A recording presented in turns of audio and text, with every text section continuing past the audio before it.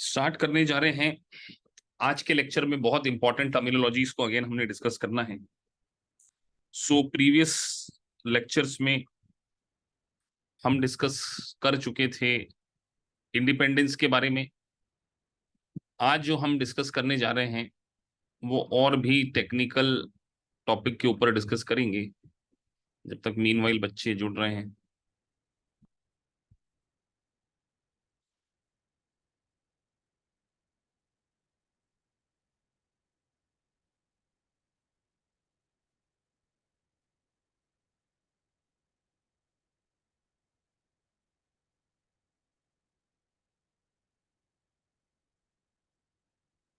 सो आज के लेक्चर में हम पूरा डिस्कस करने जा रहे हैं ऑडिट रिस्क के बारे में। चलिए आप लोगों से थोड़ा सा एक जनरल नॉलेज का क्वेश्चन पूछते हैं। एक सीपीए या कोई भी public accountant, chartered accountant, ACCA, CPA, जब भी किसी कंपनी का ऑडिट करेगा, किसी कंपनी के फाइनेंशियल स्टेटमेंट का ऑडिट करने जाएगा, तो क्या रिस्क लगती है? और रिस्क जो कंपनी के पॉइंट ऑफ व्यू से होगी या ऑडिटर के पॉइंट ऑफ व्यू से होगी? और रिस्क क्या होना चाहिए, थोड़ा जनरल अगर आप सोच सकें कि सर आपको एक कंपनी का ऑडिटर बना दिया गया, आपको अपॉइंट किया गया और आप उस ऑडिट के टास्क को टेक केयर करने जा रहे हैं, क्या लगता है क्या रिस्क होनी चाहिए? हम अपने मन से सोचिए कि सर कुछ एक आध रिस्क आपको ऐसा लगता हो। डेटा प्राइवेसी, कुछ बच्चे लिख रहे हैं data privacy, sample size, internal control. देखिए, ऑडिटर जब किसी कंपनी के फाइनेंशियल स्टेटमेंट का ऑडिट करने जाता है तो वो क्या करता है? क्या है सर? वो कंपनी का ऑडिट करता है और फाइनेंशियल स्टेटमेंट का ऑडिट करने के बाद अपने ओपिनियन को एक्सप्रेस करता है थ्रू ऑडिट रिपोर्ट। ये मेजरली तो यही होता है ना। तो अगर आपको किसी कंपनी के फाइनेंशियल स्टेटमेंट का ऑडिट करने दिया जाए और आपको बोला जाए कि आप इसके ऊपर ओपिनियन दीजिए, तो ओपिनियन देते समय क्या रिस्क होगी? सोचिए कि आपको किसी कंपनी के फाइनेंशियल स्टेटमेंट का ऑडिट करना है, ओपिनियन देना है, तो क्या रिस्क हो सकती है? सर सबसे बड़ी रिस्क तो यही हो सकती है कि कहीं हम हमारा जो ओपिनियन है वो गलत नहीं दे दें। यही बात कहेंगे ना आप।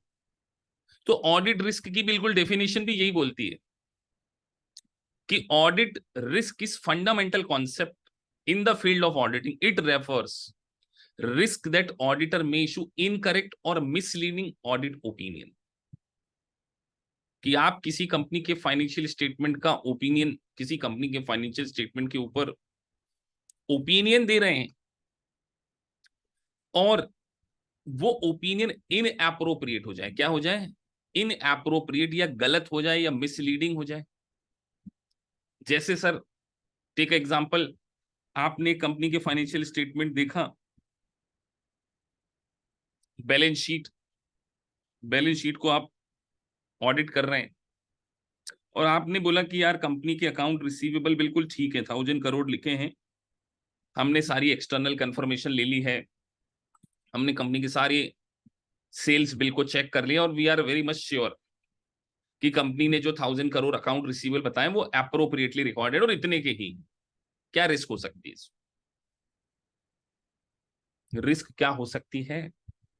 सर ये पॉसिबल है कि ये 1000 से ज्यादा हो और आप 1000 ही बता रहे हैं, या ये $1000 से कम हो। तो आप कंपनी के फाइनेंशियल स्टेटमेंट में ओपिनियन दे रहे हैं लेकिन वो ओपिनियन आपका सही नहीं है। इसी को हम क्या बोलते हैं? Audit risk. हम कंपनी के फाइनेंशियल स्टेटमेंट बोल रहे हैं कि मटेरियली मिस स्टेटेड है,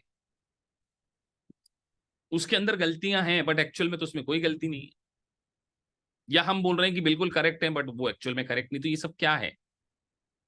गलत ओपिनियन, रॉन्ग ओपिनियन।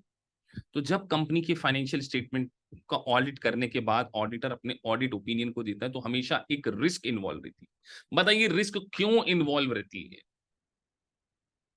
कुछ कारण होता होगा ना।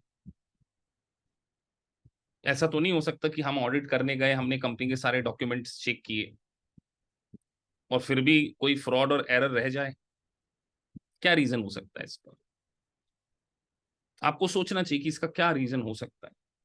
सर इसका एक रीजन ये हो सकता है कि हमारे पास समय कम है, अब हम हमारी ऑडिट प्रोसेस लगाते तो क्या हम 100% डेटा चेक करते हैं?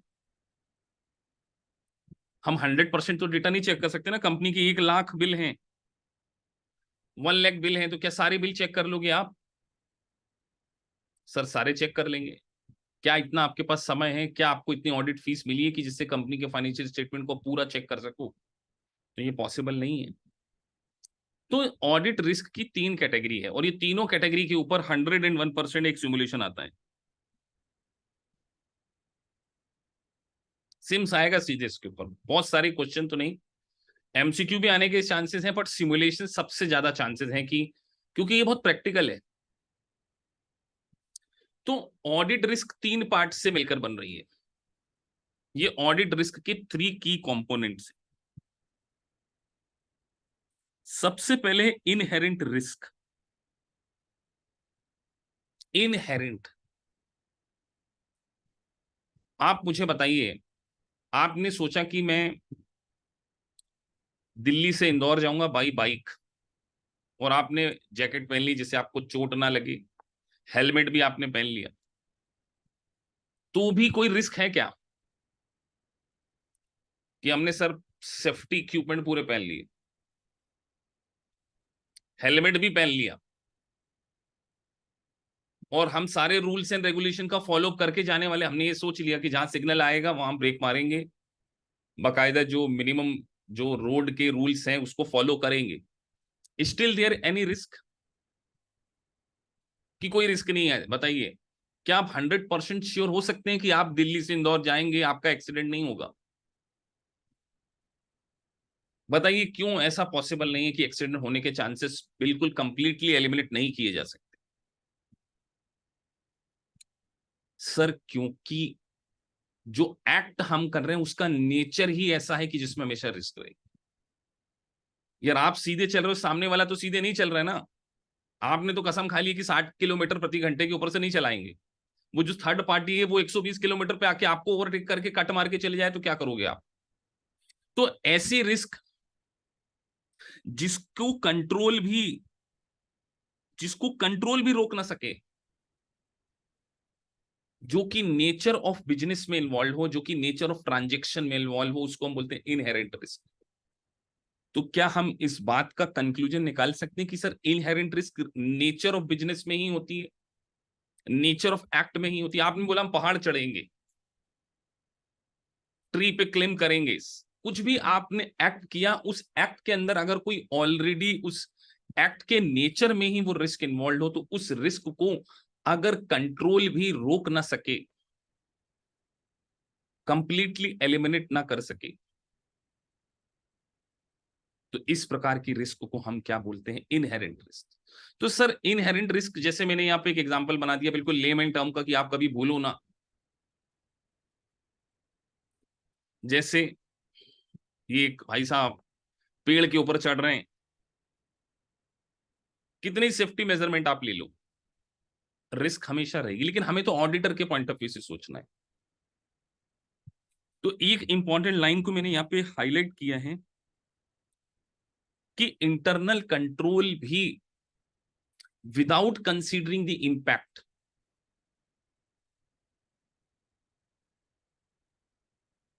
Without considering the impact of internal control, अगर कंपनी के फाइनेंशियल स्टेटमेंट में मिस स्टेटमेंट होने की सस्पेक्टेबिलिटी रहे, susceptibility, inherent risk is the susceptibility of assertion in the financial statement of material misstatement without considering the impact of internal control,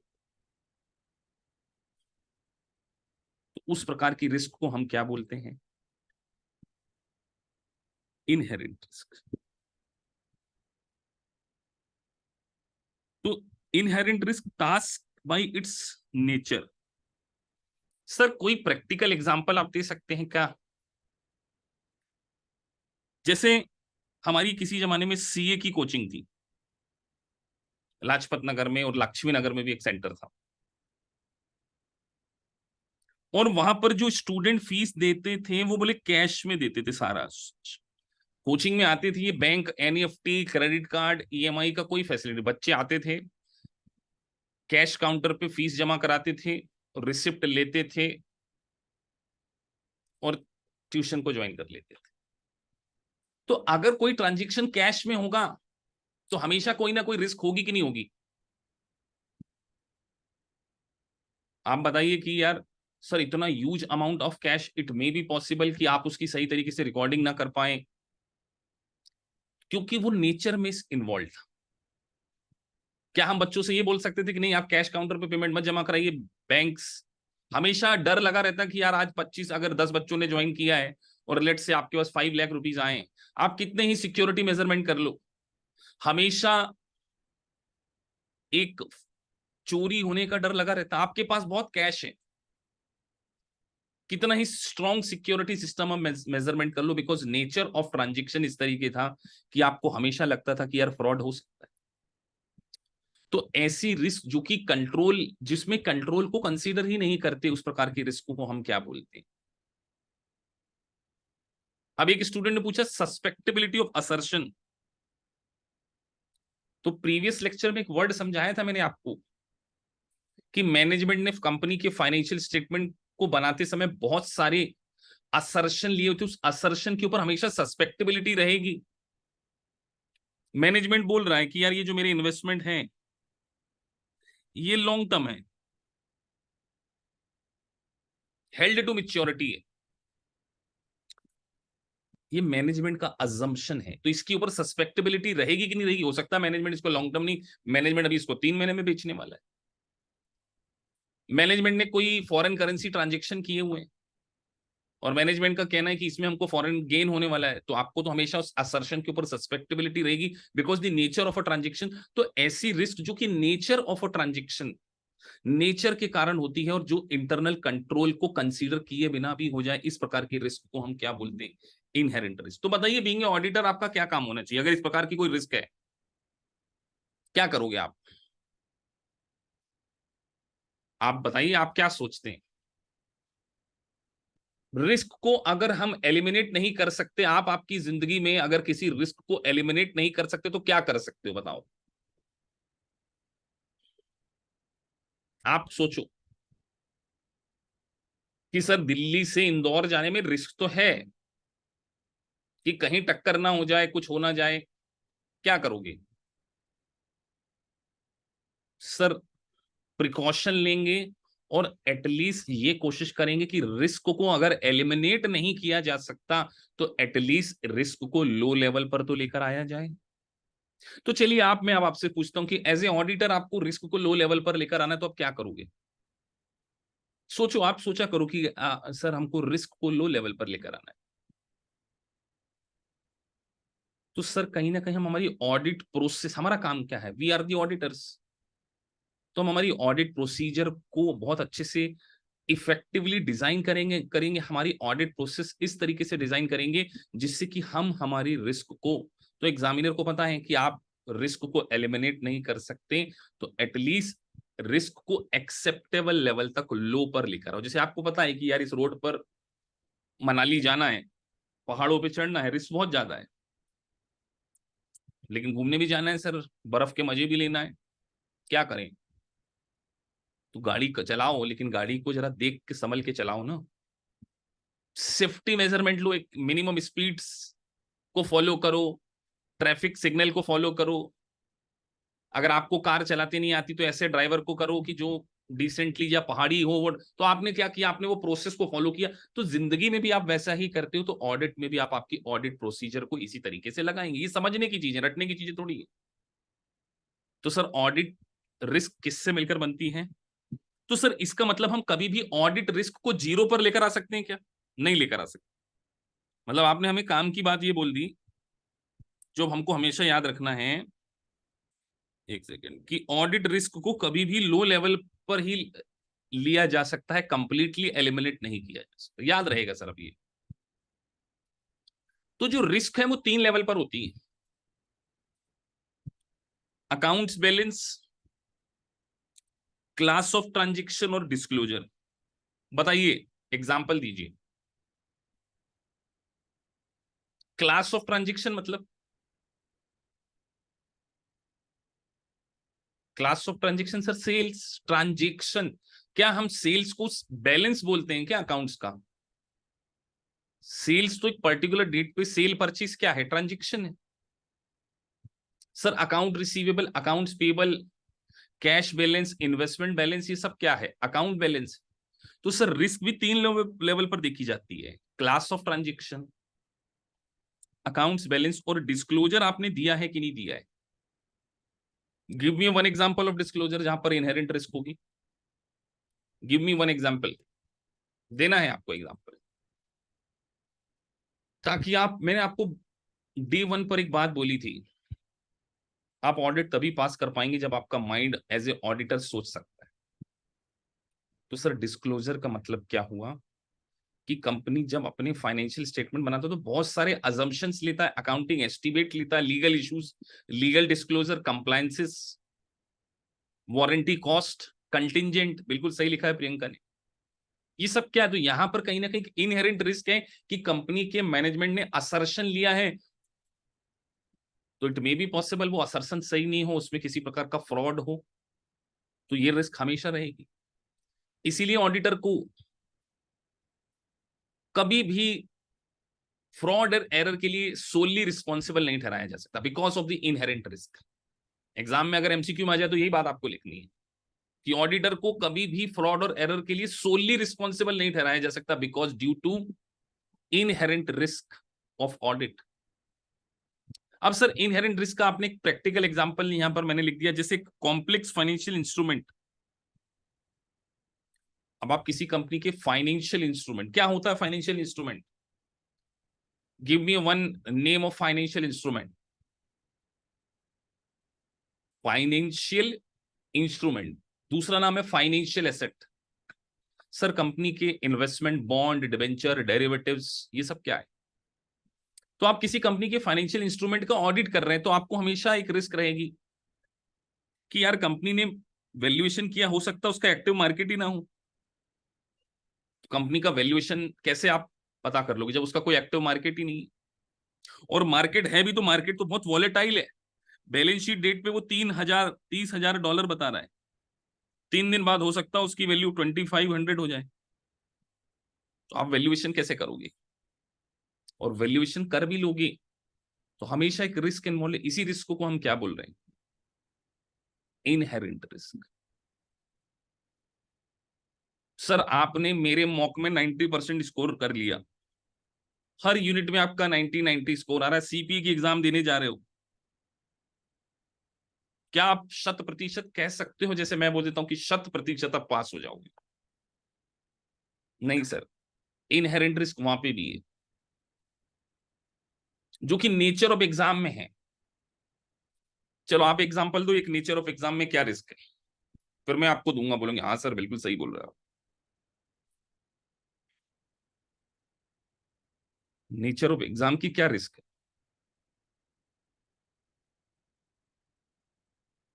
कितना बढ़िया example दिया अविनाश दुबे ने, टाइम मैनेजमेंट। सर 4 घंटे का पेपर है, 8 सिमुलेशन आना है। एक स्टूडेंट है, वो एग्जाम दे रहा था, उसको स्पेक्स लगा हुआ था, अचानक उसको स्पेक्स में कोई हो जाता, कई बार स्टूडेंट कंप्यूटर के सामने बैठे रहते हैं, स्पेक्स में कोई प्रॉब्लम आ गई, उसको थोड़ा सा दिखने में प्रॉब्लम आ गई तो वो टेंशन में आ गया, या हो सकता है आपका बीपी बढ़ जाए, आपको टेंशन हो जाए, अरे यार क्या हो गया, कॉन्फिडेंस आपका लूज हो जाए एग्जाम देते समय, आप रास्ते में आ रहे हो, किसी से कोई आपके आर्ग्यूमेंट हो जाए, आपका माइंड अपसेट हो जाए। या सर 4 घंटे का पेपर है, वो 8 बहुत बड़े सिमुलेशन देते हैं, आप किसी एक सिमुलेशन में बैठ जाओ कि यार मैं तो इसको ही करूंगा, या आप जल्दबाजी में कोई सिली मिस्टेक कर दो, या आप एक जीरो कम लगाना शुरू कर दो। जैसे एग्जाम में आप देखेंगे, सीपी की फार की एग्जाम में स्पेशली, वो फिगर देंगे आपको 20 करोड़, तो पहले आपको सोचना पड़ेगा 20 करोड़ में जीरो कितने होते हैं, वो दे देंगे $200 मिलियन। अब आप सोचोगे सर 1 मिलियन में 10 लाख, 200 मल्टीप्लाई 10 लाख करूंगा, उसको नंबर ऑफ शेयर से डिवाइड करूंगा, पता चला कैलकुलेटर में डिवाइड कर रहा हूं, एक जीरो कम लग गया, आपको तो सब आता ना। आपने कॉमा गलत पढ़ लिया, आपने कोई, तो ये सारी चीज क्या है, रिस्क ऑफ, ये इनहेरेंट रिस्क है। इस रिस्क को कभी भी कंट्रोल करके भी एलिमिनेट नहीं किया जा सकता, तो सर 3 कीवर्ड आपने आज हमको रटवा दिए कि इनहेरेंट रिस्क को कभी भी खत्म नहीं किया जा सकता, नेचर ऑफ बिजनेस है, लो लेवल पर होना चाहिए, it is a part of audit risk. Auditor अपनी प्रोसेस को लगाकर, ऑडिट प्रोसेस को लगाकर ही इस रिस्क को क्या कर सकता है, कम। इसके बियॉन्ड क्वेश्चन नहीं पूछेंगे, लेकिन आपके दिमाग में 4-5 कीवर्ड्स होने चाहिए। ऑडिट की एक सबसे इंपॉर्टेंट बात यह है कीवर्ड को पहचानना। इसीलिए मैंने आपसे बोला है कि मेरे लेक्चर को अगर आपने 2 बार सुन लिया और थोड़ा सा एज ए ऑडिटर सोच लिया, आपके काम हो जाएंगे। अब कॉम्प्लेक्स कैलकुलेशंस हो सकते हैं, जैसे एस्टिमेट। इनहेरेंट रिस्क किसके कारण आ सकती है? एग्जामिनर यही एग्जांपल देगा कि सर कंपनी ने डेरिवेटिव्स को एस्टिमेट करके उसकी ये वैल्यू बताई है, ये कंपनी फ्यूचर में कोई बहुत बड़ा कॉन्ट्रैक्ट लेने जाने वाली है, कंपनी वारंटी, तो वहां पर एस्टिमेट है, तो एस्टिमेट में कैलकुलेशंस होती है, तो कॉम्प्लेक्स कैलकुलेशन हो सकते हैं। टेक्नोलॉजिकल डेवलपमेंट आते रहते हैं। आप किसी आईटी कंपनी का ऑडिट कर रहे हो, ईआरपी सॉफ्टवेयर उनके पास ऑलरेडी डेवलप सॉफ्टवेयर, वो आपकी इन्वेंटरी बता रहे हैं कि यार हमने बहुत सारे ईआरपी कस्टमाइज सॉफ्टवेयर बना रखे हैं। अब तो वो ऑब्सोलेट भी तो हो सकता है कि नहीं हो सकता। आप तो वैल्यूएशन करके आ गए कि हाँ यार कंपनी ने इतने सारे आईटी प्रोडक्ट्स बना रखे हैं। मैनेजमेंट बायस्ड हो सकता है। जैसे एग्जांपल देता हूं मैं आपको, कई बार मैनेजमेंट ही कंट्रोल को ओवर रूल्ड कर जाता है, सबसे बड़ा रीजन होता है ऑडिट रिस्क का। जैसे एग्जांपल, एक कंपनी के मैनेजमेंट ने एक एसओपीस बनाई कि यार हम जो भी गुड्स बाय करेंगे उसके लिए परचेस ऑर्डर देना कंपलसरी है, उसके बिना हमारी कंपनी में माल नहीं आएगा। कंपनी के डायरेक्टर फोन उठाते हैं और फोन पे ऑर्डर देते हैं, यार एक काम करना, 2 टन या 1000 मीटर्स वो फैब्रिक पहुंचा देना। Phone cut. अब मुझे बताइए, कंपनी के डायरेक्टर के उस सप्लायर से रिलेशनशिप हो सकती है क्या? वो बोलेगा नहीं मेरे को परचेस ऑर्डर देना कंपलसरी है। उनकी लॉन्ग बिजनेस रिलेशन है, तो मैनेजमेंट ने ओवर रूल कर दिया कंट्रोल सिस्टम को, बिना परचेस ऑर्डर के गुड्स आ गया। तो सर बिना कंट्रोल, तो यहां पे क्या हुआ, मैनेजमेंट कई बार कंट्रोल को ओवर रूल्ड कर जाता है। ये टर्मिनोलॉजी आपको समझनी पड़ेगी, इनके कारण ऑडिट रिस्क इन्वॉल्व होती है। डिजिटल एसेट्स है आपके पास, give me one example of digital assets. Environmental, social और गवर्नेंस इशू आ सकते हैं। अभी यूक्रेन और उसका युद्ध हो गया, अभी कहाँ चल रहा है वो, हमास, और वो चल रहा होगा ना टीवी में, दिन रात आप देख रहे होंगे। कोई इशू आ जाए, डिजिटल करेंसी आपकी कम डाउन हो सकती है, क्रिप्टो करेंसी, तो ये इमर्जिंग एरियाज हो सकते हैं जिससे कॉम्प्लेक्स कैलकुलेशन हो सकते हैं। तो क्या ऑडिटर को हम पकड़ के बैठ जाए कि नहीं आपने कंपनी का फाइनेंशियल ऑडिट किया है तो आप जो भी बोल रहे हैं वो सच होना चाहिए? तो ये सब क्या है, nature of a business. This is the example of nature of business. तो सर क्या हमको एग्जामिनर ऐसे सीधे क्वेश्चन देगा what is the meaning of inherent risk? Not at all. वो आपको देंगे significant estimate, uncertainties, technological developments. तो अगर आपने चीजों को बहुत माइन्यूटली ऑब्जर्व करके समझा होगा, अभी मैं आपका एक मॉक टेस्ट लेने वाला हूं 20 क्वेश्चन का, जो भी हमने पढ़ लिया है। मेरे मॉक टेस्ट 6 बहुत स्पेसिफिक होने वाले हैं आपके लिए। हर 5 से 10 लेक्चर के बाद जो भी पीछे पड़ा उसके कीवर्ड्स के ऊपर मैंने बहुत अच्छे अच्छे क्वेश्चंस छाट लिए हैं। वो क्वेश्चन का टेस्ट देकर ही आप आगे बढ़ेंगे। जैसे ही हमारा ऑडिट रिस्क वाला मॉड्यूल फिनिश हो जाएगा, 20 क्वेश्चन का एक मॉक टेस्ट आ जाएगा, उसको पास अगर आपने कर लिया फर्स्ट अटेम्प्ट में लाइव, ऐसे उधारी का काम नहीं चलेगा कि हम दे देंगे, सरप्राइज होगा वो टेस्ट। हम लाइव आ जाएंगे, बोलेंगे आज क्लास है, और आपको बोलेंगे चलिए ओपन करिए अपने सॉफ्टवेयर और give me 20 question mock test right now. इससे मुझे पता चलेगा कि आप कितना कंसिस्टेंटली चीजों को याद रख सकते हैं। ऑडिट में ये सरप्राइज एलिमेंट हम रखेंगे। तो ये सर क्या है, इनहेरेंट रिस्क। अब एक अगली रिस्क आती है control risk.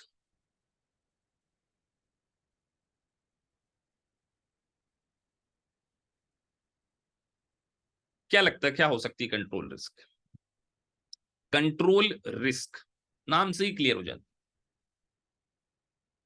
Control risk entity के लेवल पर होगी या ऑडिटर के लेवल पर होगी? चलिए आप सोच के बताइए। एंटिटी के लेवल पर या ऑडिटर के लेवल पर? एक स्टूडेंट लिख रहे हैं Syed Mustafa, risk which can be control is called control risk. तो बेटा जो चीज कंट्रोल हो जाए वो रिस्क कहाँ है? नेहा यादव लिख रहे हैं which can be control by auditor. Control का काम किसका है? इंटरनल कंट्रोल बनाना काम किसका है? क्या ऑडिटर कंपनी का इंटरनल कंट्रोल डिजाइन करता है या मैनेजमेंट करता है? It is design by management. आपने ट्रैफिक सिग्नल देखे होंगे, रेड पे रुक जाना है, येलो पे अटेंटिव हो जाना है और ग्रीन पे चलना है। वो किस चीज के लिए बने हैं? ट्रैफिक सिग्नल का क्या पर्पस है? क्या पर्पस है ट्रैफिक सिग्नल का? कुछ पर्पस होगा ना। एक स्टूडेंट बोले सेफ्टी। नहीं सर, सेफ्टी तो है, कंट्रोल अ ट्रैफिक, जिससे लोग रूल्स एंड रेगुलेशंस को फॉलो करें, यही पर्पस है। लेकिन क्या वो ट्रैफिक सिग्नल 100% एक्सीडेंट को रोक लेता है, या लोग 100% ट्रैफिक सिग्नल को फॉलो करते हैं? आप में से बहुत सारे लोग होंगे जिन्होंने, इंडिया वाले तो डेफिनेटली होंगे, अमेरिका में जो स्टूडेंट हैं, जो कनाडा में, वहां तो चालान 50,000 का घर पे आ जाता है, $10,000 का। मेरा तो 2,000 का आया था इंदौर में, वो मुझे पता भी नहीं था कि वो फोटो खींच गई और घर पे आ गया, जब मैं इंदौर में रहता था। तो अगर कंट्रोल है, फिर भी वो आपका इतना इफेक्टिव नहीं है कि फ्रॉड और एरर और मिस स्टेटमेंट को नहीं रोक सके, तो इसको हम क्या बोलते हैं? Control risk. तो कंट्रोल रिस्क सर, मतलब कंट्रोल है बट इतना इफेक्टिव नहीं है कि वो फ्रॉड और एरर और मिस स्टेटमेंट को रोक सके, तो इसको हम बोलते हैं control risk. Sir control risk arise क्यों हो सकती है? एक बहुत बड़ा रीजन है कॉस्ट इफेक्टिव। अब बैंक है, बैंक क्या करता है? सीसीटीवी कैमरे लगा देता है। लेकिन सीसीटीवी कैमरे लगाने की भी कॉस्ट होगी ना, क्या हर छोटी ब्रांच उतने सीसीटीवी कैमरे लगा पाएगी? क्या वो हर समय एक गार्ड को बिठा पाएगी? क्या वो इतने एम्प्लॉय को हायर कर पाएगी कि हर पर्सन की ड्यूटी अलग हो, कि कैशियर का काम अलग हो, अकाउंटिंग वाले का काम अलग हो, कैश का जिसमें पोजीशन जिसके पास हो उसका अलग हो, और सबको रिव्यू करने का काम? तो सेग्रीगेशन ऑफ ड्यूटी इतना इंपॉर्टेंट काम होगा कंट्रोल को बनाए रखने के लिए। लेकिन सर केवल उससे मिलने वाले बेनिफिट कई बार हो सकता है कि कॉस्ट इफेक्टिव ना हो। अब जैसे ये क्लास चल रही है, अब मुझे एक कंट्रोल बनाना है कि वही स्टूडेंट ज्वाइन करें जिनके पास, जिन्होंने इनरोल किया हो, या कुछ ना कुछ सिस्टम तो मैंने भी बनाया है ना, इंटरनल कंट्रोल, टेलीग्राम चैनल है, आईडी पासवर्ड है। बट इतना ज्यादा हम फोकस नहीं कर सकते कंट्रोल को स्टैब्लिश करने की कि कंट्रोल की कॉस्ट बहुत ज्यादा आ जाए और उससे मिलने वाले बेनिफिट बहुत ज्यादा है। तो कंट्रोल कई बार होने के बावजूद भी रिस्क को कंप्लीटली एलिमिनेट नहीं कर सकते। तो इस प्रकार की रिस्क को क्या बोलेंगे sir? Control risk. Control will not prevent, prevent मतलब रोकना, टाइमली इसको रोक नहीं पा रहा है सर, डिटेक्ट नहीं कर पा रहा है। अगर हो गया, मिस्टेक कोई हो गई तो डिटेक्ट नहीं कर पा रहा, डिटेक्ट करने के बाद उसको करेक्ट नहीं कर पा रहा है, तो इस प्रकार की रिस्क होगी कंट्रोल रिस्क। और ये ऑडिटर के लेवल पर नहीं हो सकती, ये एंटिटी के लेवल पर होगी, क्योंकि इंटरनल कंट्रोल को जो डिजाइन किया जाता है वो मैनेजमेंट के द्वारा किया जाता है। ऑडिटर का काम क्या होगा सर फिर?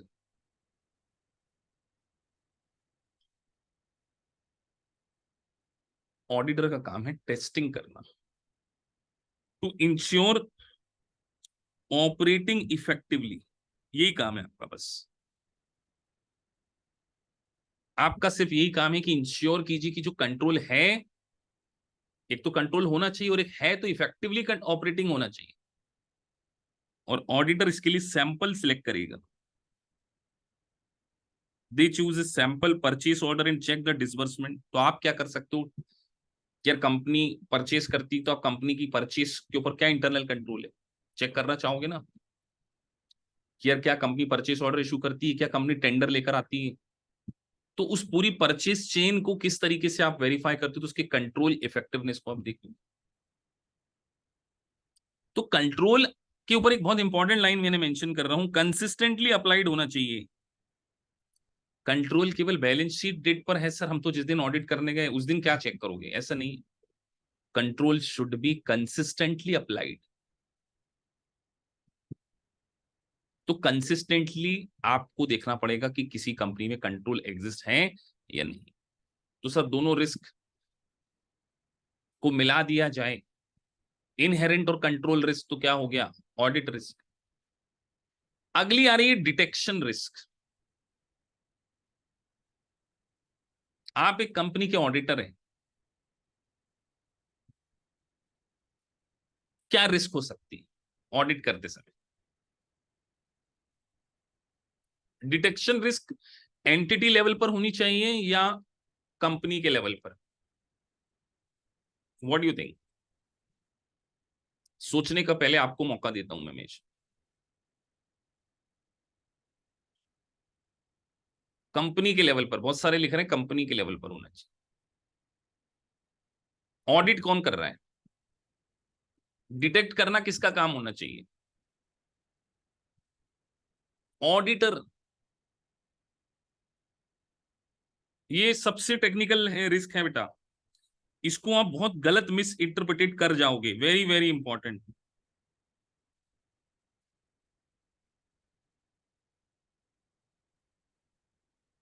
आप किसी कंपनी की सेल सेल्स बिल का ऑडिट करने जा रहे हैं,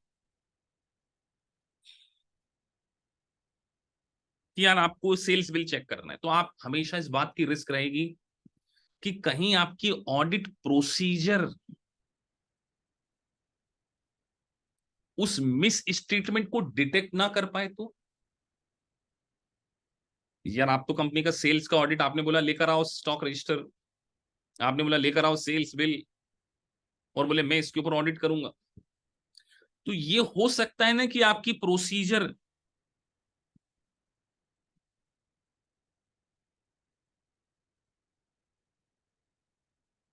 आपकी प्रोसेस, ऑडिट प्रोसेस उस मिस स्टेटमेंट को डिटेक्ट ना कर पाए। तो बताओ डिटेक्शन रिस्क शुड बी लो और हाई। लो होनी चाहिए या हाई होनी चाहिए।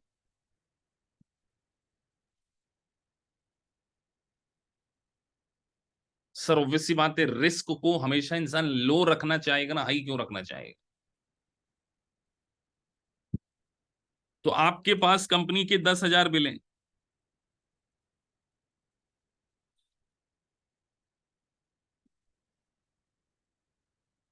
10,000 बिल, और आप आपकी डिटेक्शन रिस्क को सबसे लोएस्ट लेवल पे रखना चाहते हो, क्या करोगे, एक्सपीरियंस से बताओ।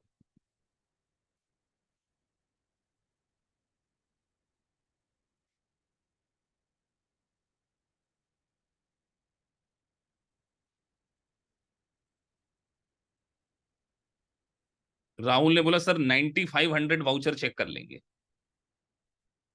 देखो कितना बढ़िया बताएं। तो एक स्टूडेंट ने बहुत अच्छा लगा, सर सैंपल साइज हम बहुत ज्यादा रख लेंगे। तो जितना बड़ा सैंपल होगा, सर हम तो पूरे ही बिल चेक कर लेंगे ना। तो जितना बड़ा सैंपल साइज, उतनी डिटेक्शन रिस्क लो हो जाएगी। तो एग्जामिनर, आपने एक और काम किया, आपने सबसे पहले कंट्रोल को चेक किया, और आपने देखा कि कंपनी का सेल्स के ऊपर कंट्रोल इफेक्टिव है। बताइए यहां पर डिटेक्शन रिस्क लो होगी, हाई होगी, और नो इंपैक्ट। और sample size should be high और sample size should be lower. दो क्वेश्चन मैंने आपसे पूछा, मैंने दो क्वेश्चन, एग्जामिनर भी एमसीक्यू में यही पूछेगा आपसे कि सर कंपनी का जो इंटरनल कंट्रोल है वो बहुत ज्यादा इफेक्टिव है, और कंपनी का अगर इंटरनल कंट्रोल इफेक्टिव है तो हम सैंपल साइज को यहाँ पे लोअर रख सकते हैं, क्योंकि हम यहाँ पर अपना दिमाग क्यों लगाएं? फिर सोचो ना, आपने चेक कर लिया इंटरनल कंट्रोल बहुत अच्छा है यार, एक भी गुड्स जो है वो बिना डायरेक्टर की परमिशन, डायरेक्टर के सिग्नेचर होते हैं या उसके कोई अथोराइज पर्सन के सिग्नेचर होते हैं, डिस्पैच करने वाला अलग है, बिल बनाने वाला अलग है, ऑर्डर लेने वाला अलग है, और पूरी कंफर्मेशन होने के बाद उसकी अकाउंटिंग करने की सबकी ड्यूटीज अलग अलग है। तो वेरी स्ट्रॉन्ग इंटरनल कंट्रोल। तो बोलोगे आप यार सैंपल साइज क्या करें, 100 रख लें। तो अगर आपका सैंपल साइज यहाँ पे लोअर भी होगा तो भी आपकी डिटेक्शन रिस्क यहाँ पे लो होगी, क्योंकि इफेक्टिव इंटरनल कंट्रोल तो डायरेक्ट रिलेशन हो गया कंट्रोल रिस्क का। तो मैं आपसे बोलूं जहां पर कंट्रोल रिस्क बहुत लो है वहां पर डिटेक्शन रिस्क लो होगी या हाई, तो आप क्या आंसर दोगे? मेरा क्वेश्चन क्या था, सुनना ध्यान से। जहां पर कंट्रोल रिस्क हाई है, पहला फिर से सुन लो, if control risk is high, detection risk is low और detection risk is also high.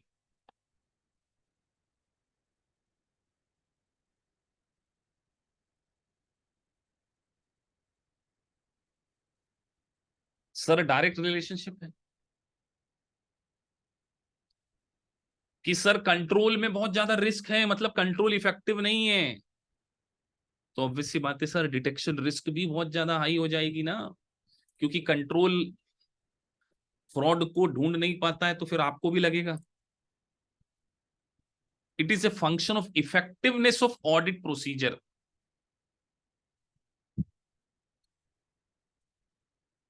और तीनों का मल्टीप्लीकेशन कर दिया जाए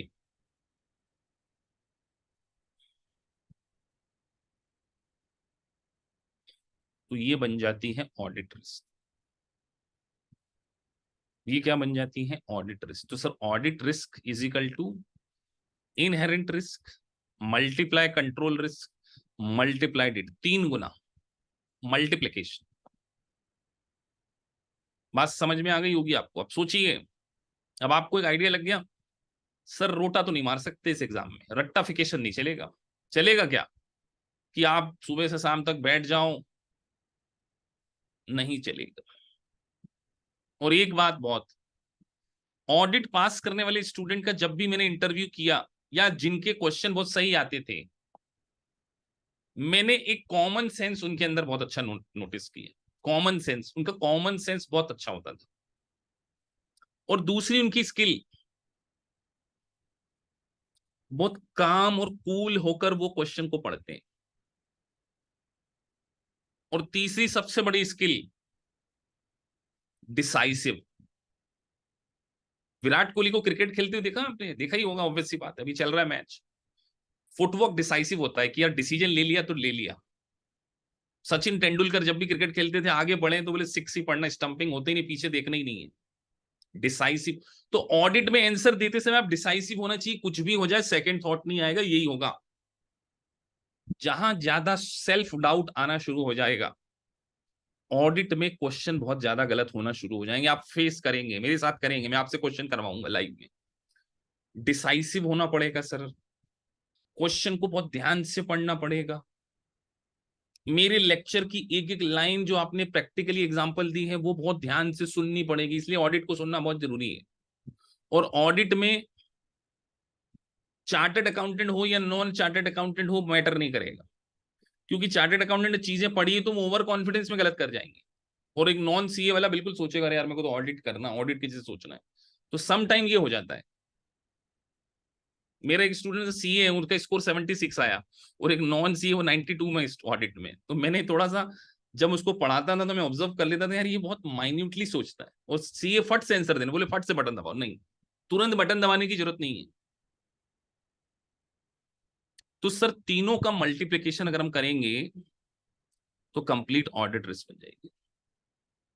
तो detection risk is the procedure perform by the auditor to reduce the audit risk. Detection risk क्या है कि आप जो ऑडिट प्रोसीजर परफॉर्म करते हैं उससे आप ऑडिट रिस्क को लो लेवल पर लेकर आ सके। तो डिटेक्शन रिस्क के लिए आपको ऑडिट की प्रोसीजर लगानी होती है। तो जो ऑडिटर ऑडिट प्रोसेस लगाता है उसको बोलते हैं सब्सटेंटिव टेस्ट। ये लेक्चर पूरा डिटेल में आएगा, सब्सटेंटिव टेस्ट।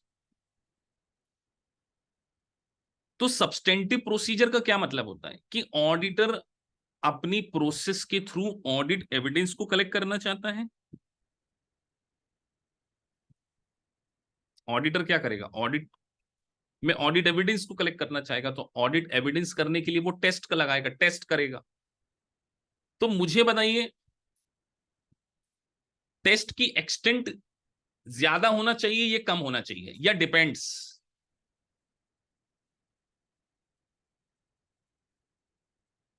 एक्सटेंसिव टेस्ट करें या डिपेंड्स? तो sir it is the nature of the transaction. अब एक ने बोल दिया हाई, गलत बात है। हाई क्यों? सर इंटरनल कंट्रोल अच्छा क्यों अपना फालतू एनर्जी खराब करें? यार आपका अगर कोई पार्ट बहुत अच्छा है तो क्या आप जानबूझकर अपने क्रूशल समय को वहीं दोगे? नेचर ऑफ ट्रांजेक्शन के ऊपर डिपेंड करेगी आपकी सब्सटेंटिव टेस्ट।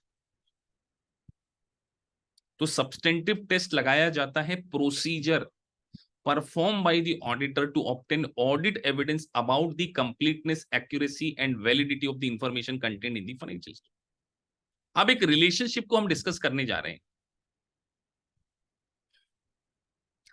डायरेक्ट रिलेशनशिप और इनवर्स रिलेशनशिप।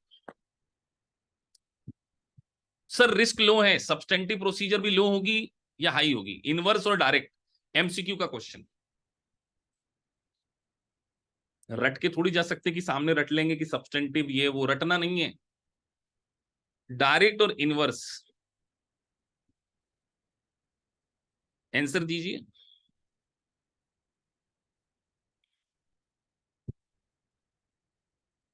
कितने लोगों को लगता है inverse? They should raise their hand.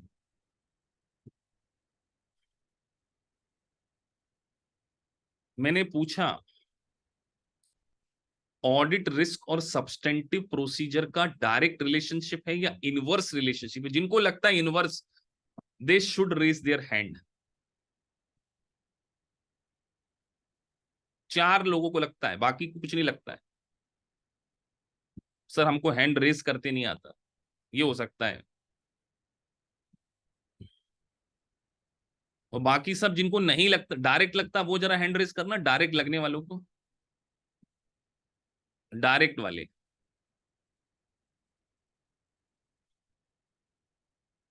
बाकी सबको क्लियर ही नहीं है, मतलब 5 बच्चों ने हैंड रेज किए बस। हम्म। इसको ऐसे समझो, आपको लगता है कि यार कंपनी की एक्सपोर्ट की सेल में कुछ ना कुछ फ्रॉड एंड एरर है, तो आप अपनी रिस्क को लो रखना चाहोगे या हाई? डिटेक्शन रिस्क वहां पे हाई होगी या लो होगी? एक बहुत ही कॉम्प्लेक्स नेचर के ट्रांजेक्शन है, significant transaction, export sales. Detection risk आप लो रखना चाहोगे या high? Detection risk sir low रखना चाहेंगे ना? तो अगर इसको लो रखना है, डिटेक्शन रिस्क को, डीआर को लो रखना है, तो जो टेस्ट है वो हाई रखना होगा ना?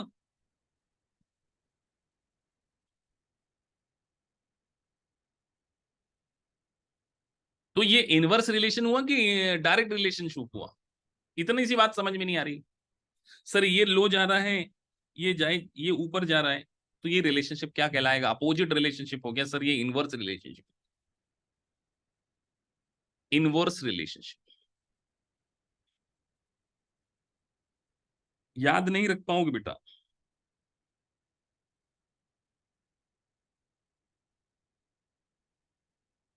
If detection risk is set A low level,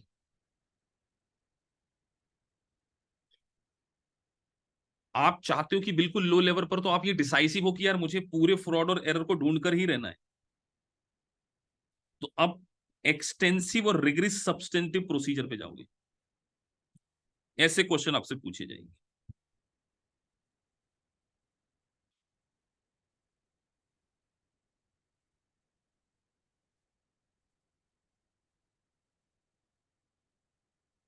बात समझ में आ गई सभी को? अब मैं आपसे एक बात और पूछता हूं, एक सैंपल की भी रिस्क होती है। सैंपलिंग रिस्क को हम समझते हैं। सैंपलिंग रिस्क, आपको आपके पेरेंट्स ने, आपके फैमिली मेंबर ने, किसी ने बोला यार बाजार से बहुत अच्छे अंगूर खरीद के लेकर आओ। आप जाते हो, एक अंगूर का ठेला लगा, कार्ट लगी हुई है, उसमें सारे अंगूर बहुत अच्छे दिख रहे हैं, ऊपर ग्रीन ग्रीन दिख रहे हैं आपको। आपको लेना 2 किलो अंगूर है, क्या करोगे बताओ आप? क्या करते हो आप जनरली, क्या करते हो? लेना 2 किलो अंगूर है, क्या करते, क्या हो आप, ऐसा कुछ करते हो कि नहीं?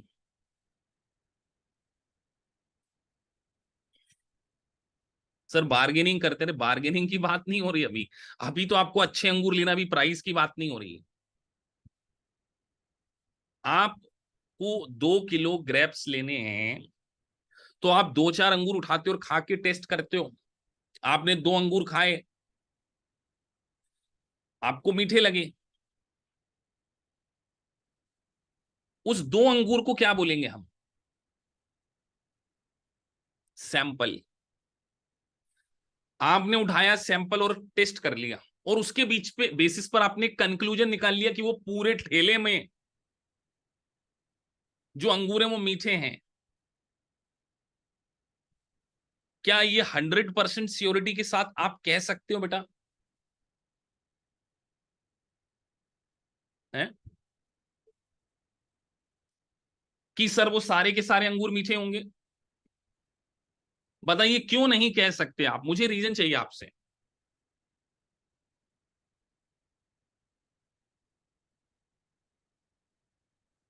क्योंकि sir it may be possible कि जो सैंपल साइज मैंने ड्रॉ किया है, जो सैंपल साइज मैंने ड्रॉ किया है, वो सैंपल साइज उस ठेले पर रखे हुए अंगूरों को रिप्रेजेंट ना करता। बात समझ में आई कि नहीं आई? कि अगर वो ठेले में रखे हुए 4 अंगूर आपने टेस्ट किए और उस 4 अंगूर के बेसिस पर आपने कंक्लूजन निकाल लिया कि ये सारे कार्ट के ऊपर जो अंगूर हैं वो मीठे हैं, तो आपका सैंपल साइज गलत हो सकता है। तो सैंपलिंग रिस्क क्या है? कि जो सैंपल ड्रॉ किया है which can not represent the entire lot, यही क्या है? Sampling risk. तो सर हम ये कहना चाहते हैं कि डिटेक्शन रिस्क एक सैंपलिंग रिस्क के कारण भी हो सकती है। कि आपको कंपनी के 10,000 बिल चेक करने थे, आपने बोला एक काम करो यार, हर महीने की 10th डे पर जो जो बिल कटे वो उठाओ, हर 10 तारीख को, 10 जनवरी, 10 फरवरी, 10 मार्च, 10 अप्रैल, 10 मई, 10 जून, खत्म। अब एक काम करो, लास्ट के 10 उठा लो, जुलाई अगस्त सितंबर में लास्ट के 10 के ले लिए, अगस्त सितंबर अक्टूबर नवंबर लास्ट के 3 जून, अक्टूबर नवंबर दिसंबर आया, उसमें आपने बोले मिड के ले लो। आपने एक सैंपल साइज ड्रॉ करा और उस सैंपल साइज के बेसिस पर डिसीजन लिया कि सर कंपनी की जो टोटल सेल्स है वो करेक्ट है, तो इट मे बी पॉसिबल कि वो सैंपल साइज आपका क्या हो सकता है? सैंपल साइज आपका रॉन्ग हो सकता है। तो इस रिस्क को हम क्या बोल रहे हैं बेटा, क्या बोल रहे हैं सर? तो सर आपने एक बहुत अच्छी बात बोली कि सर सैंपल के कारण भी रिस्क अराइज हो सकती है। तो जो सैंपल रिस्क का पर्पस क्या है कि सैंपलिंग ऐसी होनी चाहिए कि वो इंटायर ग्रुप को रिप्रेजेंट करे। बात समझ में आई कि नहीं आई?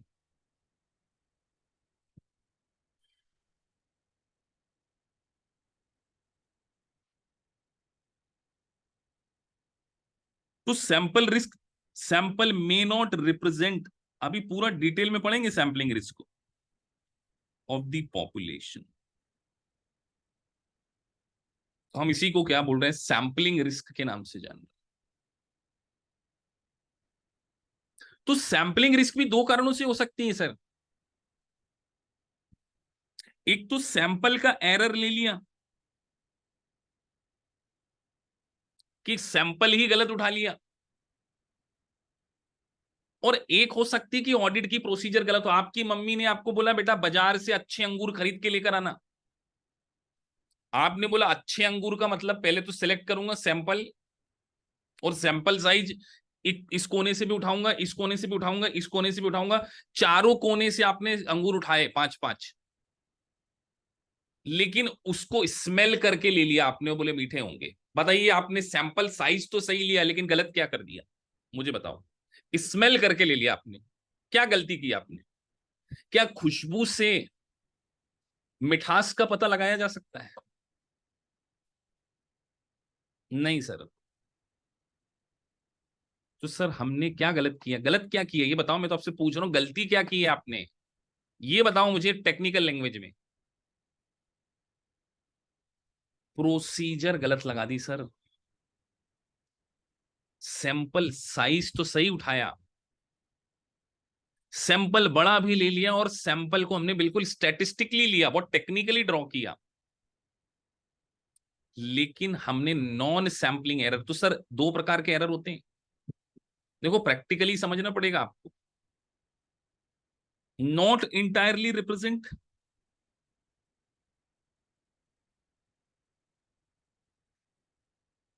जो इंटायर पॉपुलेशन को रिप्रेजेंट ना करे, रॉन्ग सैंपल ड्रॉ करना इज ए सैंपलिंग एरर, और उस करेक्ट सैंपलिंग पर रॉन्ग प्रोसेस लगा देना,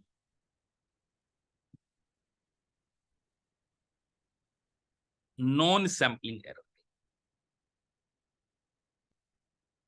तो मुझे बताइए, डिटेक्शन रिस्क लो रखनी है तो sample size should be high और लो।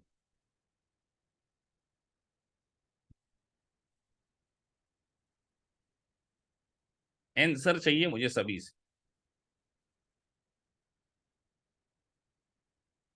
तो हम ये कह सकते हैं कि सर सैंपल साइज और डिटेक्शन रीच के बीच, डिटेक्शन रिस्क के बीच में इनवर्स या डायरेक्ट रिलेशनशिप,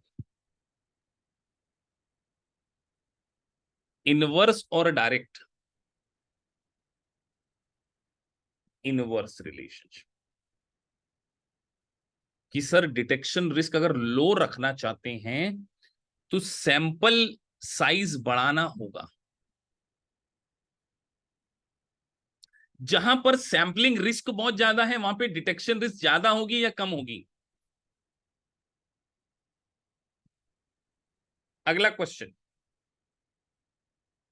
जहां पर सैंपलिंग रिस्क ज्यादा है वहां पर डिटेक्शन रिस्क हाई होगी या लो होगी? सभी से पूछ रहा हूं।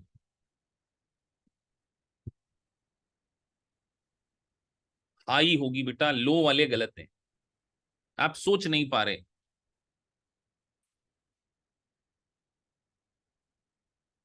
सर हमने गलत सैंपल, हमने जो सैंपल लिया हमको लगता है यार इसमें मिस्टेक हो सकती है, तो डिटेक्शन रिस्क भी तो बहुत ज्यादा हो सकती है ना, कि आप डिटेक्ट ना कर पाओ, सैंपल ही गलत है। तो जहां सैंपल रिस्क हाई है वहां पे डिटेक्शन रिस्क भी हाई है, और जहां पर डिटेक्शन रिस्क हाई है वहां पर ऑडिट रिस्क भी क्या होगी, हाई की लो? फटाफट बोल दो बेटा, कंक्लूजन पे आ गए हम लोग। हाई। तो आई गेस आज की इस लेक्चर में आपको detection risk, sampling risk, audit risk, inherent risk, control risk, सारी रिस्क को प्रैक्टिकली समझ में आ गया। अब आपकी एक ही ड्यूटी है सर, इस लेक्चर के सुनने के बाद, मैंने एक स्ट्रेटजी बनाई थी कुछ बच्चों के लिए 1 से 1.5 साल पहले, 20 की पॉइंट्स फॉर एवरी चैप्टर। इसको मैंने आगे 30 की पॉइंट्स इन एवरी चैप्टर कर दिया। मैं अपने हर स्टूडेंट से एक बात बोलता हूं कि मेरे लेक्चर को पूरा अच्छे से सुनने के बाद एक नोटबुक लेके बैठ जाओ, और अभी से अगर आप ये काम कर दोगे तो आसान काम हो जाएगा, सेकंड टाइम आपको करना नहीं पड़ेगा। सच बता रहा हूं, ऑडिट पहली बार में पास हो जाओ। एवरी लेक्चर को सुनने के बाद एक नोटबुक लेकर उसमें 20-30 क्रूशल पॉइंट निकलते हैं, उसकी लिस्ट बना ली। मेरी एक स्टूडेंट थी एलिजिबेथ, बोले सर आपने जो लिस्ट बनवाई थी उसमें से 95% क्वेश्चन आ गए। 20 यूनिट में उसने हर यूनिट के अंदर 30 से 40 पॉइंट बनाए थे। बोले सर 1200 पॉइंट, 1200 पॉइंट्स को आप पढ़ लो और सीपीए का पेपर देके आ जाओ, आपके सारे एमसीक्यू सही होंगे। सिमुलेशन में दिमाग लगाना पड़ता है, पर एमसीक्यू तो बिल्कुल आपके एग्जाम्पल से ही आ गए। ऐसे ही पूछेंगे डिटेक्शन रिस्क हाई है तो सैंपल रिस्क क्या होनी चाहिए। अब इस लेक्चर में आपकी कंक्लूजन निकाल सकते हो। अभी सब सोचो, हमने 4 लेक्चर पढ़े जिसमें हम सारी क्रूशियल पॉइंट को पढ़ते आ रहे हैं। Independent in mind, independence in fact, appearance, compilation, review, audit, assurance, negative, positive. कितने पॉइंट निकलेंगे इसमें? अगर आप लिस्ट लेके बैठोगे 30 पॉइंट ऐसे निकल आएंगे, और वो 30 पॉइंट आपने सही तरीके से रिवीजन कर लिए। बुक की लैंग्वेज बहुत टेक्निकल है, मेरी लैंग्वेज बहुत आसान है। मैं आपको ऑडिट के प्रैक्टिकल एग्जांपल दे रहा हूं।